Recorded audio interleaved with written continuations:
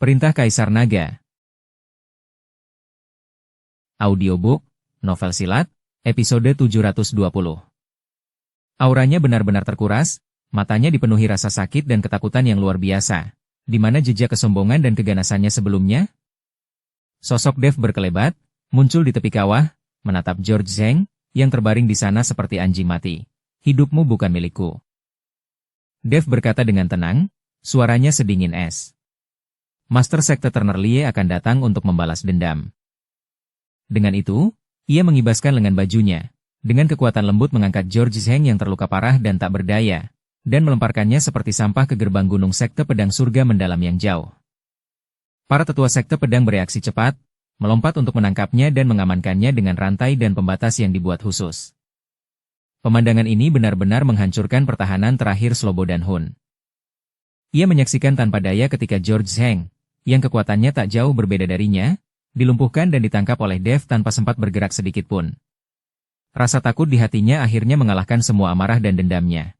Lari! Kita harus lari! Lari segera? Dev ini bukan manusia. Ia monster, ia iblis. Bertahan di sini berarti mati.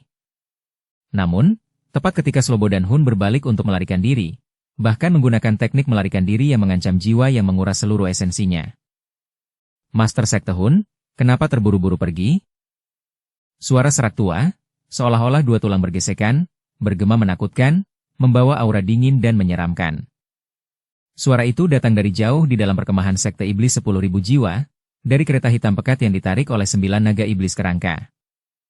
Tirai kereta, tanpa angin, perlahan tersingkap.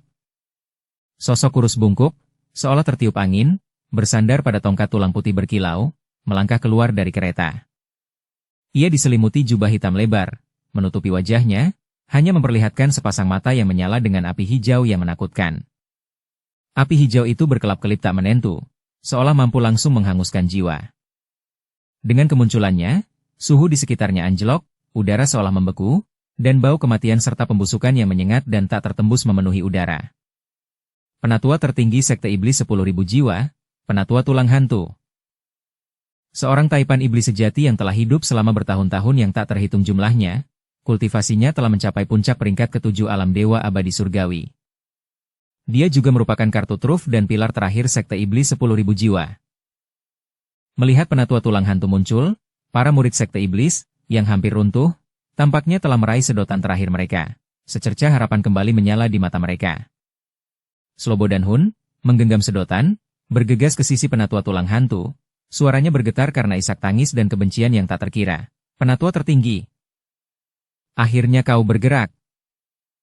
Anak ini sangat jahat, dengan kejam membunuh banyak tetua sekte kita. Kami mohon, tetua, untuk menekan iblis ini dan membalaskan dendam para murid dan tetua kita yang gugur. Tetua tulang hantu mengabaikan Slobodan Hun. Mata hijau menyala yang menakutkan, seperti ular berbisa, tertuju pada Dev di udara, mengamatinya dari ujung kepala hingga ujung kaki, seolah mencoba melihat menembusnya. Setelah jeda yang lama, suara serak dan melengking itu perlahan terdengar, membawa penghinaan yang tak tersamar dan niat yang mengerikan. Bocah, anjing goblok, metodemu memang kejam dan aneh. Aku ingin tahu dari mana kau mendapatkan warisan yang tidak berharga itu, berani berlagak di sini dan membantai anggota Sekte Iblis 10.000 jiwaku? Dewa Surgawi tingkat 9, dengan fondasi yang rapuh, berani berpura-pura memiliki tangan ilahi? Apa kau benar-benar berpikir aku tidak bisa melihat sifat aslimu? Berlututlah, serahkan warisan dan hartamu, lumpuhkan kultivasimu, dan aku mungkin akan membiarkan jiwamu yang tersisa untuk bisa bereinkarnasi, mengingat kultivasimu yang keras. Kalau tidak, aku akan membiarkanmu merasakan apa arti pemisahan dan pemurnian jiwa yang sesungguhnya, takkan pernah terlahir kembali. Kata-kata tetua tulang hantu, bagai angin dingin dari kedalaman neraka, menyapu medan perang, membuat banyak orang merinding. Keserakahan dan kekejamannya yang tak tersamarkan bahkan lebih mengerikan. Mendengar ini, Dev akhirnya menatap langsung ke arah tetua tertinggi Sekte Iblis 10.000 jiwa untuk pertama kalinya. Tatapannya tetap tenang, hanya sesaat terpaku pada aura pekat kematian dan pembusukan yang terpancar dari tetua tulang hantu. Kemudian, senyum tipis, namun lebih dingin, tersungging di sudut bibirnya. Tua bangka, Kenapa kau tidak mati saja daripada mencuri? Dev berbicara perlahan, suaranya tidak keras, tetapi jelas terdengar di telinga semua orang. Kau bau tanah, separuh tubuhmu sudah terkubur, tapi berani-beraninya kau bicara omong kosong seperti itu? Kau ingin melihat sifat asliku? Dev perlahan mengangkat pedang pembunuh naganya, ujungnya mengarah langsung ke tetua tulang hantu. Kalau begitu, gunakan hidupmu untuk melihat. Begitu kata-katanya terucap, Dev bergerak. Tidak ada pertunjukan megah, tidak ada pengumpulan kekuatan. Ia hanya menghunus pedangnya ke arah tetua tulang hantu. Serangan pedang ini tak seperti yang pernah ia lakukan sebelumnya. Saat pedang itu dihunus, aura dao kacau yang sebelumnya terpendam di sekitar Dev meledak dengan raungan memekakan telinga. Di belakangnya, bayangan teratai api kacau tampak lebih jelas dari sebelumnya, berputar perlahan dan menyebarkan miliaran sinar cahaya kacau. Pedang pembunuh naga di tangannya, untuk pertama kalinya, melepaskan ketajamannya yang tak tertandingi, ketajaman yang tampaknya mampu membelah galaksi dan membantai naga sejati. Aura pedang, yang terkondensasi hingga bentuk pamungkasnya, seakan melahap semua cahaya dan warna, hanya menyisakan esensi paling murni dari kekacauan dan kehancuran, menyembur keluar dari ujung pedang. Aura pedang ini, yang awalnya hanya setebal ibu jari, melintasi jarak spasial begitu meninggalkan ujung pedang, seakan mengabaikan batasan waktu dan aturan, muncul tepat di depan dahi tetua tulang hantu. Cepat, sangat cepat. Seolah pedang ini memang ditakdirkan untuk berada di sana. Kuat, sangat kuat. Di mana aura pedang itu lewat, ruang angkasa musnah tanpa suara, meninggalkan jejak hitam panjang yang tak tersembuhkan, di mana tanah, air, api, dan angin seakan terulang kembali, dan bintang-bintang seakan lahir dan mati.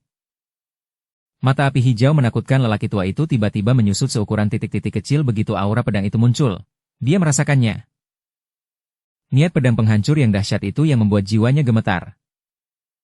Dan api kacau yang terkandung dalam niat pedang itu, api yang tampaknya mampu membakar habis energi iblis mematikan yang telah susah payah ia kembangkan selama ribuan tahun. Tidak aak. Bayangan kematian yang belum pernah terjadi sebelumnya membayangi hatinya, dan tetua tulang hantu menjerit tajam dan terdistorsi. Ia tak lagi peduli dengan sikap seorang senior, martabat raksasa iblis, dan melepaskan kultivasi hidupnya tanpa ragu. Tongkat tulang putih di tangannya tiba-tiba hancur, berubah menjadi perisai tulang pucat yang terbentuk dari tengkorak-tengkorak meratap yang tak terhitung jumlahnya, menghalangi jalannya. Pada saat yang sama, semburan api hantu meletus dari tubuhnya, membentuk lapisan demi lapisan penghalang pelindung. Lebih jauh lagi, rantai-rantai hitam keabu-abuan yang terpilin, dipenuhi kutukan dan aturan kematian, menjulur dari kehampaan, melingkari aura pedang, mencoba menghalangi dan melemahkannya. Namun, semuanya sia-sia.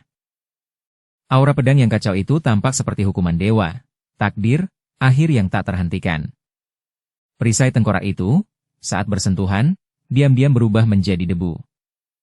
Api hantu, bagai salju yang bertemu terik matahari, langsung menguap. Rantai kematian, bahkan sebelum mendekat, hancur berkeping-keping oleh aura yang terpancar dari energi pedang.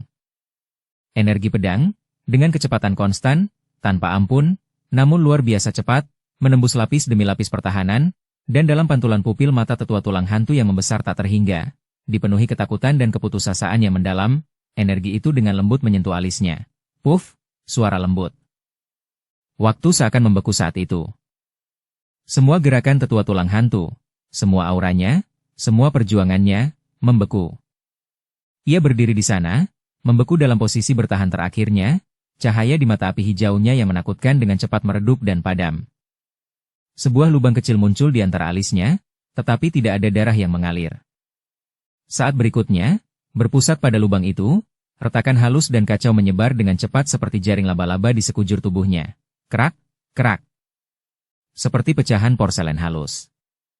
Tubuh tetua tulang hantu yang membungkuk, bersama jubah hitamnya dan pecahan tongkat tulang putihnya yang compang-camping, berubah menjadi bintik-bintik cahaya kecil yang tak terhitung jumlahnya, jatuh perlahan dan berhamburan tertiup angin.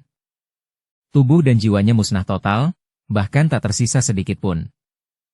Benteng terakhir Sekte Iblis 10.000 jiwa, seorang tetua tertinggi di puncak peringkat 9 alam dewa abadi surgawi, dibantai oleh Dev dengan satu tebasan pedang. Keheningan yang mencekam. Keheningan yang lebih pekat dan lebih lama dari sebelumnya. Angin berhenti, awan membeku, bahkan napas pun terasa terhenti. Semua orang berdiri membeku, seperti patung tanah liat, menatap kosong ke tempat tetua tulang hantu menghilang, menyaksikan debu kacau yang perlahan menghilang.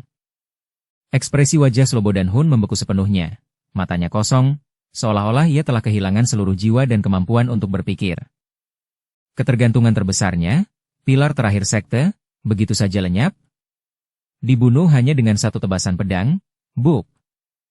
Kaki seseorang tertekuk terlebih dahulu, dan kemudian banyak dari mereka berlutut di tanah.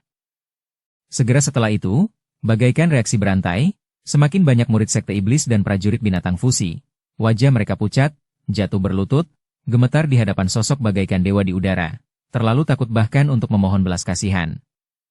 Para anggota sekte pedang surga mendalam, setelah mengalami keterkejutan dan mati rasa yang luar biasa, meledak dalam kegembiraan tak terkendali dan sorak-sorai lega. Hebat, mantul. Senior Chen. Kekuatan ilahi Senior Chen. Diselamatkan. Sekte ini diselamatkan. Satu pedang membunuh raksasa iblis. Satu pedang menenangkan alam semesta. Senior tak terkalahkan. Sorak-sorai, bagaikan tsunami, menggema di seluruh pegunungan 10.000 pedang. Dev perlahan menyarungkan pedangnya, pedang pembunuh naga kembali tenang, dan aura dao yang kacau serta bayangan teratai berapi yang mengelilinginya perlahan memudar. Ia menatap pasukan sekutu sekte iblis dan binatang fusi yang berlutut tak berdaya, lalu melirik George Zheng yang tersegel di kejauhan, dan akhirnya, tatapannya tertuju pada Slobodan Hun yang mati jiwa dan seperti zombie. Ia tidak menyerang lagi, ia hanya berkata, "Pergi. Bawa orang-orangmu dan keluarlah dari pegunungan 10.000 pedang, kembali ke dataran darah merahmu.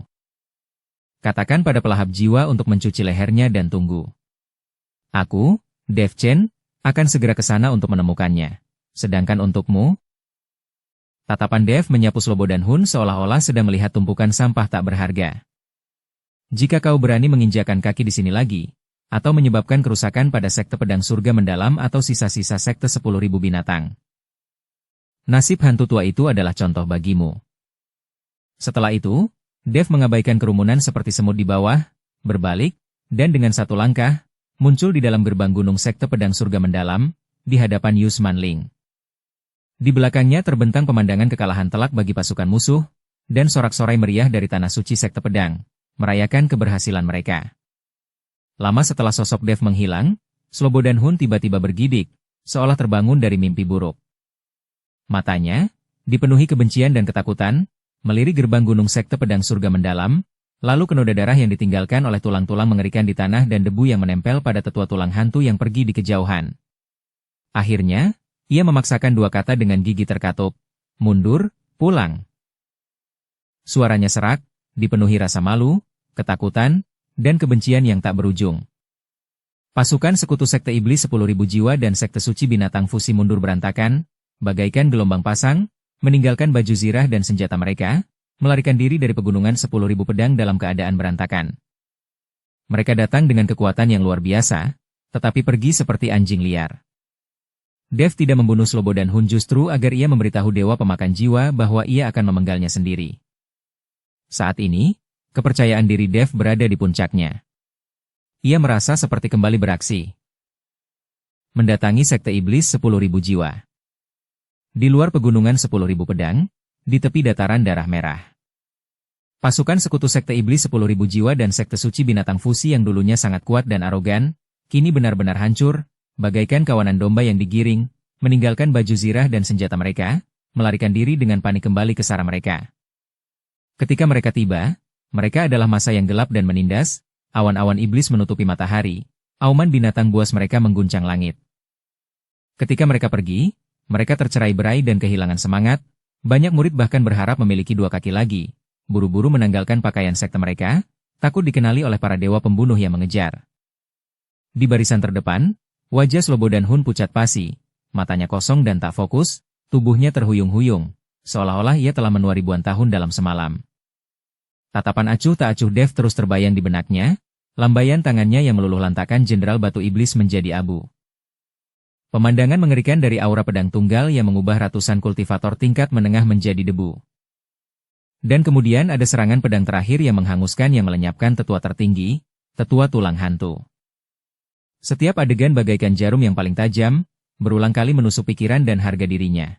Kalah. Kekalahan telak, kekalahan telak.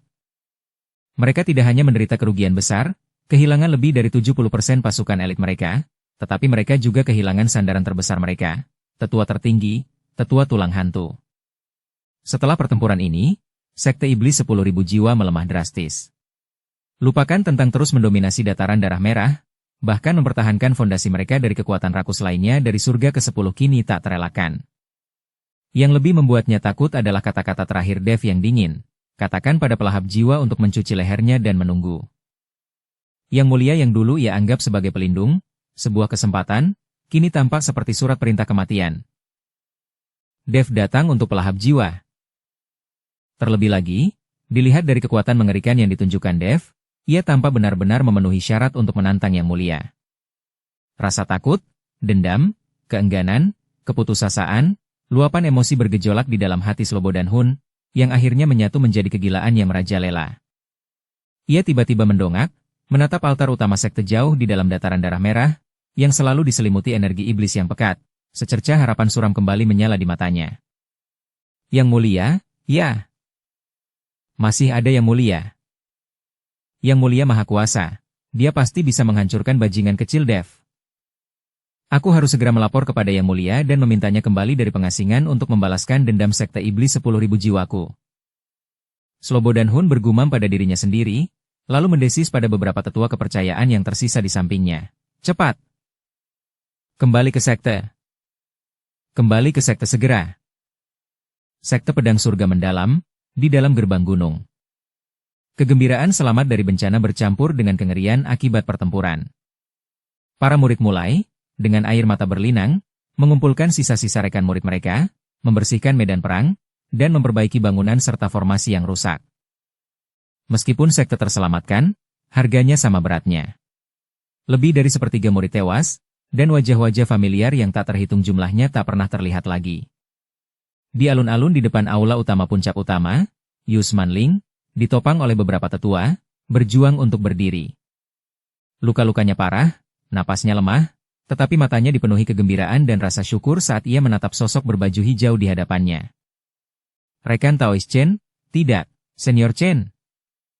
Yusman Ling menyingkirkan penyangga, membungkuk dalam-dalam ke tanah, suaranya tercekat oleh emosi, jika bukan karena campur tangan senior hari ini, yang membalikkan keadaan, fondasi sekte pedang surga mendalam saya yang telah berdiri selama 10.000 tahun kemungkinan besar akan hancur. Kebaikan dan kebajikan senior dalam melindungi sekte akan selamanya tidak terlupakan oleh Yusman Ling dan seluruh sekte pedang surga mendalam. Terimalah penghormatan kami. Setelah mengatakan itu, semua tetua dan murid sekte pedang surga mendalam yang tersisa di belakangnya membungkuk dalam-dalam, dengan hikmat membungkuk kepada Dev, pemandangan yang hikmat dan menakjubkan. Dev mengangkat tangannya sebagai tanda dukungan, dan kekuatan yang lembut namun tak tertahankan mengangkat semua orang. Pemimpin sekte Ling, tidak perlu formalitas seperti itu. Saya memiliki hubungan dengan Nona Ling dari sekte pedang surga mendalam, jadi sudah sepantasnya saya membantu. Nada suaranya tenang, tanpa rasa gengsi. Yusman Ling menegakkan tubuh, wajahnya masih menunjukkan kegembiraan yang tak tersamar, lalu secercah kekhawatiran muncul di matanya. Senior, putriku Sarah, dia pergi ke sekte 10.000 binatang bersamamu. Aku ingin tahu bagaimana keadaannya sekarang. Nona Ling baik-baik saja, saat ini sedang memulihkan diri di alam rahasia, dan seharusnya sudah memulihkan sebagian besar kekuatannya sekarang. Dev menjawab dengan jujur, dia mengkhawatirkan keselamatan sekte, dan pasti sangat cemas saat ini. Saya akan kembali dan memberitahu mereka. Mendengar ini, Yusman Ling menghela napas lega dan berulang kali berterima kasih kepadanya. Terima kasih banyak telah merawat putriku, senior. Kebaikan yang luar biasa tak bisa dibalas dengan kata-kata terima kasih. Di masa depan, jika senior membutuhkan sesuatu, sekte pedang surga mendalam akan melakukan segala daya untuk membantu. Dev mengangguk pelan dan tidak berkata apa-apa lagi. Tatapannya menyapu George Zheng yang terluka parah dan dipenjara, yang berada di bawah penjagaan ketat para murid sekte pedang. Ia berkata kepada Yusman Ling, orang ini adalah pengkhianat sekte 10.000 binatang, pemimpin dari pemberontakan. Aku harus membawanya kembali dan menyerahkannya kepada Master Sekte Lie untuk dihukum. Senior, tolong bawa dia pergi sesukamu. Jika sekte 10.000 binatang membutuhkan bantuan, sekte pedang surga mendalamku masih bisa bertarung, kata Yusman Ling. Dev tidak menunda lagi. Dengan jentikan lengan bajunya, sebuah kekuatan lembut menyelimuti George Zheng yang sekarat. Kemudian, sosoknya berubah menjadi aliran cahaya yang kacau, melesat menuju alam rahasia Li Huo, menghilang di cakrawala dalam sekejap. Melihat kepergian Dev, Yusman Ling dan para petinggi sekte pedang terdiam cukup lama, mata mereka dipenuhi kekaguman dan emosi. Anak itu, sungguh makhluk ilahi, seorang tetua berambut putih bergumam. Setelah pertempuran ini, Geju, sebuah konsep yang mencakup struktur, tatanan, dan keseluruhan struktur, surga ke-10 kemungkinan besar akan ditulis ulang sepenuhnya, kata tetua lainnya dengan ekspresi rumit. Yusman Ling menarik napas dalam-dalam, menekan gejolak di hatinya, dan berkata dengan suara berat, teruskan perintahku, perbaiki formasi besar dengan sekuat tenaga, rawat yang terluka, dan catat kerugiannya. Selanjutnya, kirim seseorang untuk membuat patung emas. Aku ingin membuat patung emas untuk Senior Chen, supaya para murid sekte pedang surga mendalam akan memujanya selamanya. Baik, Master Sekte. Di dalam zona aman alam rahasia Li Huo. Setelah beberapa hari pemulihan, Turner Lie, Dylan, Wanda, dan yang lainnya sebagian besar telah pulih dari luka-luka mereka. Beberapa bahkan mendapat manfaat dari kemalangan tersebut. Kultivasi mereka meningkat berkat nutrisi energi roh api murni dari alam rahasia. Sarah telah pulih sepenuhnya, dan teknik pedang surga terbakarnya menunjukkan tanda-tanda terobosan yang samar. Namun, ia tetap cemas akan keselamatan sektenya, terus-menerus melirik ke arah pintu masuk alam rahasia. Master pedang surgawi api, Yasser Ling, duduk bersila di atas gunung kristal berapi di dekatnya, auranya dalam dan terfokus, seolah-olah diam-diam memahami sesuatu. Meskipun sedikit jejak melankolis terpancar di antara alisnya. Tiba-tiba, layar cahaya di pintu masuk alam rahasia beriak, dan sesosok berjubah hijau membawa tubuh besar yang lemah melayang masuk. Senior Chen. Bersambung ke episode 721. Dukung kami dengan subscribe, follow, like, komen dan share. Terima kasih.